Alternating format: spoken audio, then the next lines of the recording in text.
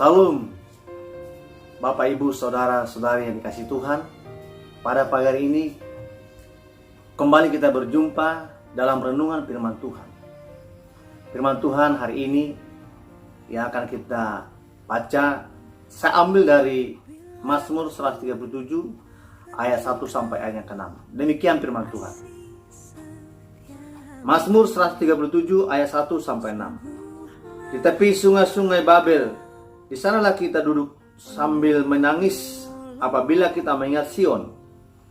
Pada pohon-pohon gada rusa di tempat itu kita menggantungkan kecapi kita. Sebab di sanalah orang-orang yang menawan kita meminta kepada kita memperdengarkan nyanyian. Dan orang-orang yang menyaksikan kita meminta nyanyian sukacita. Nyanyikanlah bagi kami nyanyian dari Sion. Bagaimanakah kita menyanyikan nyanyian Tuhan di negeri asing? Jika aku melupakan engkau, hai Yerusalem, biarlah menjadi kering tangan kananku. Biarlah lidahku melekat pada lidah langit-langitku. Dan jika aku tidak mengingat engkau, jika aku tidak jadikan Yerusalem puncak sukacitaku. Pada pagi hari ini ada 4 hal yang mau kita bahas perihal pembacaan firman Tuhan. Yang pertama, dari ayat yang pertama dikatakan, di tepi sungai-sungai Babel, di sanalah kita duduk sambil menangis apabila kita mengingat Sion. Bangsa Israel ditawan oleh kerajaan Babel. Bangsa Israel berada di negeri asing, sangat jauh dari negeri mereka. Babel merupakan rumah penuh belenggu bagi bangsa Israel. Sama seperti bangsa Israel di Mesir pada zaman Firaun.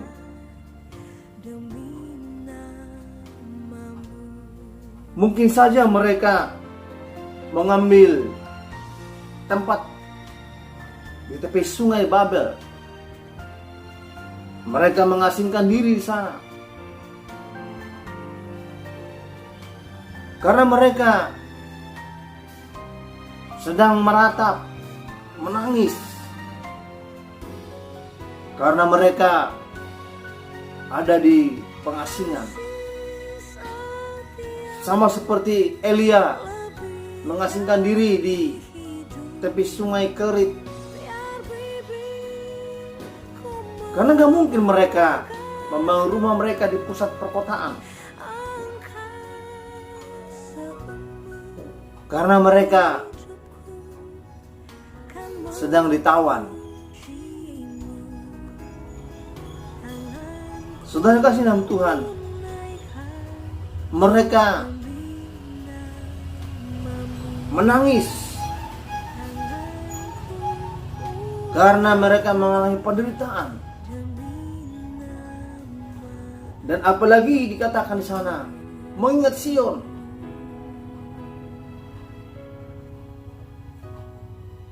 Mereka rindu beribadah. Mereka rindu menaikkan pujian kepada Tuhan. Tapi mereka tidak bisa lakukan itu karena mereka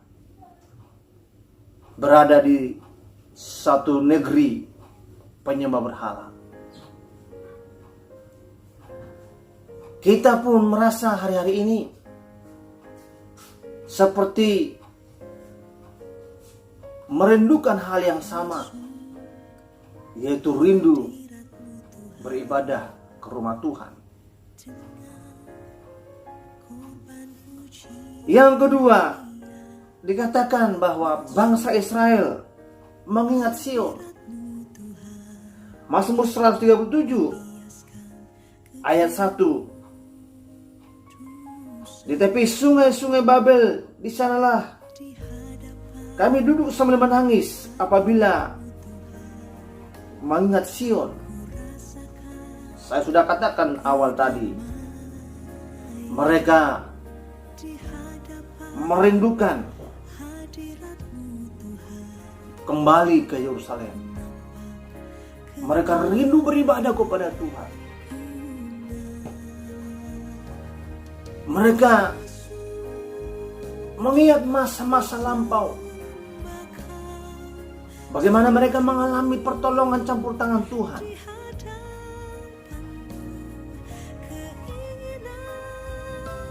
Dan yang paling membuat mereka menangis, mereka tidak bisa lakukan hal itu.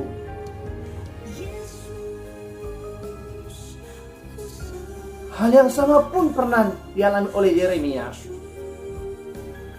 Dicatat dalam Ratapan 3 ayat 28 sampai 29. Kita duduk sebagaimana orang-orang yang disuruh tinggal.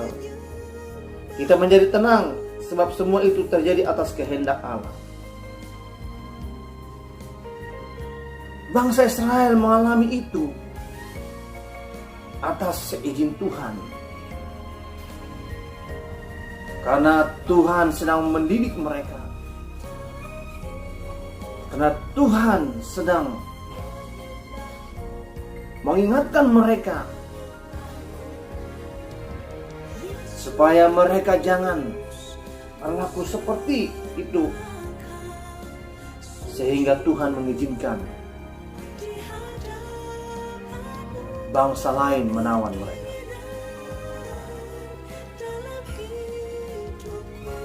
Dalam Ratapan 1 ayat 7 dikatakan, terkenanglah Yerusalem pada hari-hari sengsara dan penderitaannya akan segala harta benda yang dimilikinya dahulu, karena tatkala penduduknya jatuh ke tangan lawan dan tak ada penolong baginya, para lawan memandangnya dan tertawa karena keruntuhannya.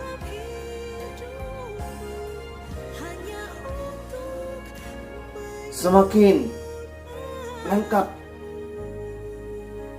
penderitaan mereka karena musuh mereka mentertawakan mereka, memperolok-olokkan mereka.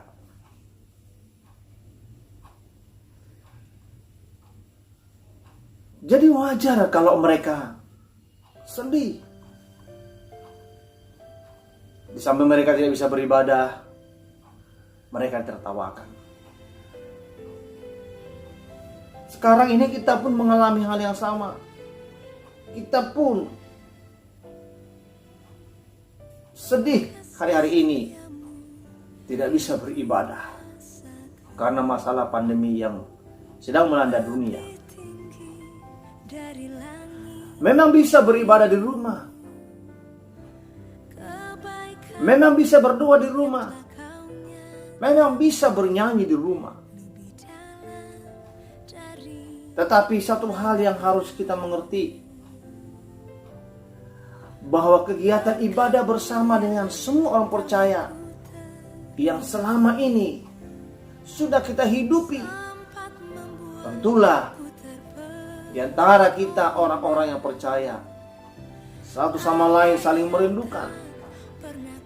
Karena hal itu sudah merupakan gaya hidup kita selama ini.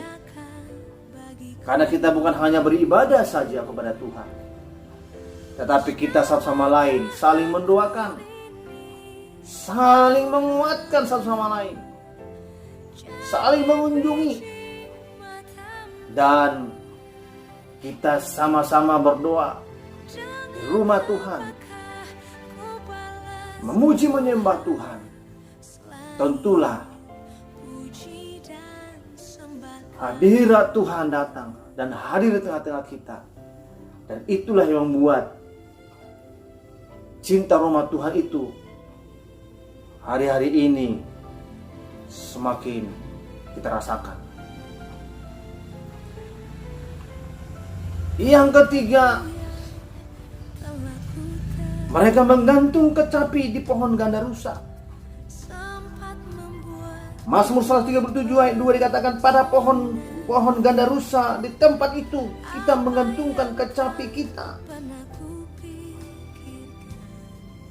Kita tahu kecapi itu merupakan salah satu alat yang dipakai untuk memuji Tuhan. Kecapi itu bisa dipakai untuk menghibur. Tetapi karena mereka ada di pengasingan, kecapi itu mereka gantung pada pohon ganda rusa. Tidak disembunyikan di balik bukit-bukit atau di celah-celah batu. Mereka gantung di pohon ganda rusa, supaya ketika mereka lihat, mereka masih ingat akan Yerusalem. Mereka mengingat bagaimana semaraknya mereka memuji menyembah Tuhan. Mereka mengingat banyak hal yang Tuhan sudah kerjakan dalam hidup mereka. Perkara-perkara ajaib Tuhan telah kerjakan dalam hidup mereka. Hari-hari ini kita tidak bisa beribadah ke rumah Tuhan. Rumah-rumah Tuhan yang megah, rumah-rumah Tuhan yang besar, yang dibangun ratusan miliar, sampai rumah-rumah Tuhan yang kecil di ruko-ruko dan di rumah-rumah tidak bisa beribadah.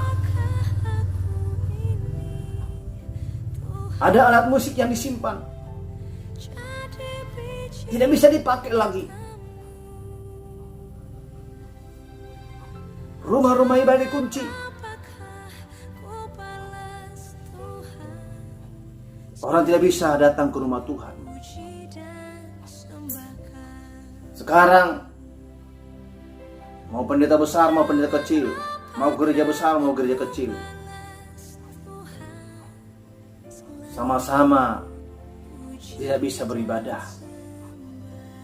seleluasa beribadah pada zaman sebelum pandemi ini datang melanda dunia. Musik yang mahal,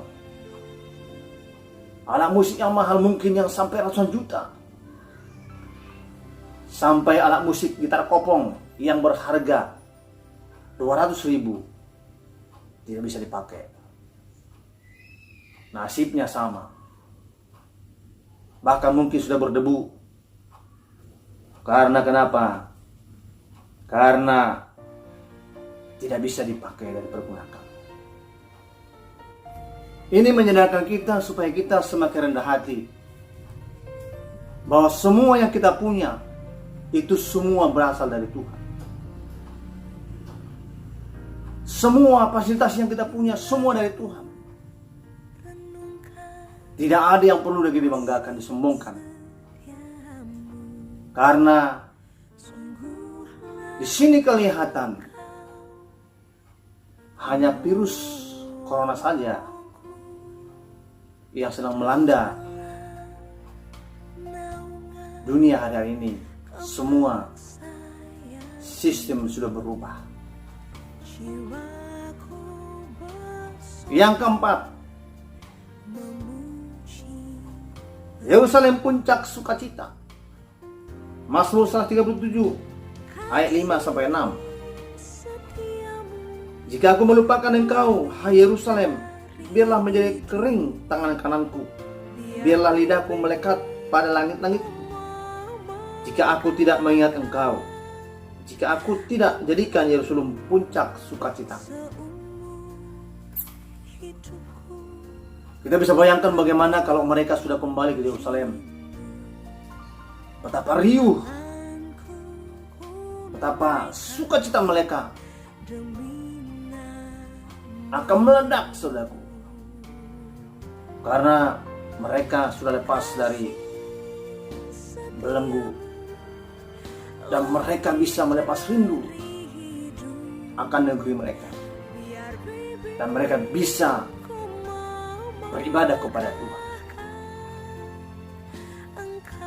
Tentu yang dimaksud di sini puncak sukacita mereka bukan sekedar Yerusalemnya, tetapi pertemuan mereka itu dengan Tuhan di rumah ibadah. Itulah yang menjadi puncak sukacita mereka, yaitu ketika mereka semua beribadah kepada Tuhan dan Tuhan hadir di sana. Mereka mengalami hadirat Tuhan, merasakan jamahan kuasa Tuhan. Dan itulah yang menjadi puncak sukacita mereka. Orang Israel yang merindukan ini bukan hanya orang Israel yang lahir di negeri Yerusalem, tapi juga orang Israel yang lahir di pengasihnya. Karena mereka tentu tahu dari kitab suci yang mereka sering baca dan dari cerita para leluhur mereka, sehingga mereka pun mengalami hal yang sama, merindukan Yerusalem, dan mereka akan jadikan Yerusalem sebagai puncak sukacita mereka. Sekarang sudah ada peluang untuk kita bisa beribadah, tetapi secara gereja ini kita masih diminta untuk menahan diri. Saya tahu kita semua menyambutnya dengan penuh sukacita. Kita senang. Tetapi gereja, orang percaya harus taat kepada pemerintah. Dan saya bisa bayangkan nanti kalau kita sudah bisa beribadah, ada sukacita yang luar biasa. Dan puncak sukacita kita bukan gereja itu, bukan kemegahan gereja itu, bukan mahalnya musik, bukan hebatnya song leader, bukan kan hebatnya pemain musik, tetapi kita jadikan Yesus puncak sukacita kita. Nah, Roh Kudus bekerja. Maka ketika kita jadikan Yesus sebagai puncak sukacita kita di rumah Tuhan, di tempat ibadah, Tuhan berkenan atas ibadah kita. Mari saya dan sama Tuhan, kita berdoa terus supaya kita bisa beribadah seperti dulu kita bisa beribadah. Kita rindu berkumpul satu sama lain. Kita rindu berinteraksi satu sama lain. Kita rindu berdoa bersama. Kita rindu memuji Tuhan bersama. Kita rindu bersama-sama menyembah Tuhan. Dan kita mengalami berkat-berkat Tuhan. Tuhan Yesus memberkati kita semuanya.